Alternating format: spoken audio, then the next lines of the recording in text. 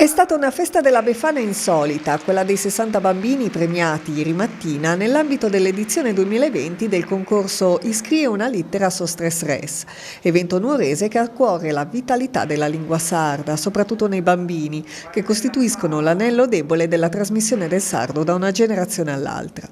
Lo storico concorso, giunto alla 28ª edizione organizzato dalla casa editrice Papiros di Nuoro, è aperto a tutti gli alunni delle scuole elementari della regione. La regola, come si evince dal titolo, è una sola: scrivere una lettera ai Re Magi rigorosamente in lingua sarda.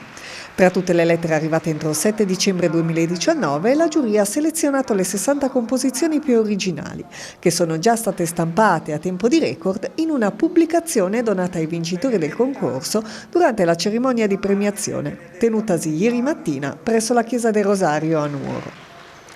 Un impegno costante e instancabile, quello della casa editrice Papiros, verso la salvaguardia della lingua sarda, attraverso questo concorso, ma anche con numerose iniziative editoriali in sardo e per il sardo. La lingua sarda dimostra ancora molta vitalità nell'uso orale in gran parte dei paesi della Sardegna, ma in mancanza di un uso ufficiale e scritto in tutti gli ambiti e usi, a cominciare dalla regione sarda per continuare nella scuola e nei mezzi di informazione, il futuro della nostra lingua è segnato, sostiene Diego Corraine, direttore editoriale della casa editrice, che aggiunge: il concorso Iscrie una lettera so stress res vuole essere un piccolo contributo a spingere in tale direzione, ma le scuole che partecipano sono sempre meno, anche in mancanza di una volontà chiara delle istituzioni in favore del sardo.